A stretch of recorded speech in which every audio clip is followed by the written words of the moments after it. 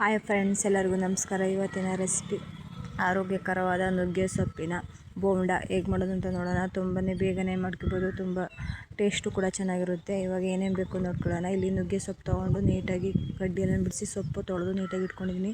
ಒಂದು medium size ಈರುಳ್ಳಿನ ಹಚ್ಕೊಂಡಿದ್ದೀನಿ, ಕೊತ್ತಂಬರಿ ಸೊಪ್ಪು, ಸೋಡಾ, ಹಸಿಮೆಣ್ಸಿಕಾಯಿ ಸಣ್ಣಕ್ಕೆ ಹಚ್ಕೊಂಡಿದ್ದೀನಿ, ರುಚಿಗೆ ತಕ್ಕಷ್ಟು ಉಪ್ಪು, ಇಲ್ಲಿ 1.5 ಕಪ್ ಆಗುವಷ್ಟು ಕಡ್ಲೆ ಹಿಟ್ಟು ತೊಗೊಂಡಿದ್ದೀನಿ. ಈಗ ನುಗ್ಗೆ ಸೊಪ್ಪು ಸೇರಿಸ್ಕೊತಾ ಇದ್ದೀನಿ. ಸ್ವಲ್ಪ ಚಿಟಿಕೆ ಅಷ್ಟು ಸೋಡಾ, ರುಚಿಗೆ ತಕ್ಕಷ್ಟು ಉಪ್ಪು.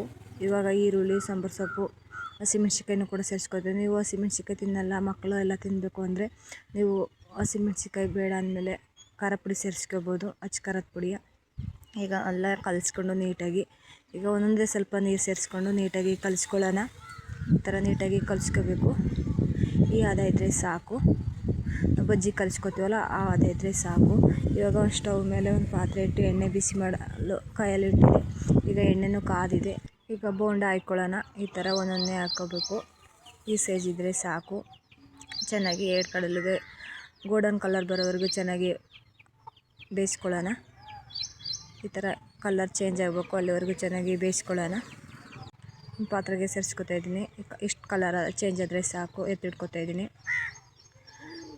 ಇವಾಗ ಮತ್ತೊಂದು ಬೇಯಿಸಿ ಸೇರಿಸ್ಕೊತಾ ಇದ್ದೀನಿ. ಅದೇ ಥರ ಮತ್ತೊಂದು ಬೇಯಿಸಿ ಸೇರಿಸ್ಕೊಂಡು ಬೇಯಿಸಿಟ್ಕೊಂಡು ಅದನ್ನು ಕೂಡ ಎತ್ತಿಟ್ಕೊತಾ ಇದ್ದೀನಿ. ತುಂಬ ಚೆನ್ನಾಗಿರುತ್ತೆ. ಈಗ ಒಂದು ಬೌಲಿಗೆ ಸರ್ವ್ ಮಾಡ್ಕೊತಾ ಇದ್ದೀನಿ. ತುಂಬ ಚೆನ್ನಾಗಿರುತ್ತೆ. ನುಗ್ಗೆ ಸೊಪ್ಪಿನ ಬೋಂಡ ರೆಡಿ ಆಯಿತು. ನೀವು ಒಮ್ಮೆ ಟ್ರೈ ಮಾಡಿ, ತುಂಬ ಚೆನ್ನಾಗಿರುತ್ತೆ. ಕಾಫಿ ಜೊತೆ ಮತ್ತು ಊಟದ ಜೊತೆ ಎಲ್ಲ ನಂಚ್ಕೊಳ್ಳೋಕ್ಕೆ ಚೆನ್ನಾಗಿರುತ್ತೆ. ಈ ವಿಡಿಯೋ ನೋಡಿದ್ಮೇಲೆ ಒಂದು ಸಲ ಟ್ರೈ ಮಾಡಿ. ಈ ವಿಡಿಯೋ ಇಷ್ಟ ಆಗಿದೆ ಅಂದ್ಕೊಂಡಿದ್ದೀನಿ. ಇಷ್ಟ ಆದರೆ ಒಂದು ಲೈಕ್ ಮಾಡಿ, ಸಬ್ಸ್ಕ್ರೈಬ್ ಮಾಡಿ, ಶೇರ್ ಮಾಡಿ, ಸಪೋರ್ಟ್ ಮಾಡಿ. ಮತ್ತೊಂದು ವಿಡಿಯೋ ಜೊತೆ ಸಿಗೋಣ. ಬಾಯ್ ಬಾಯ್, ಟೇಕ್ ಕೇರ್.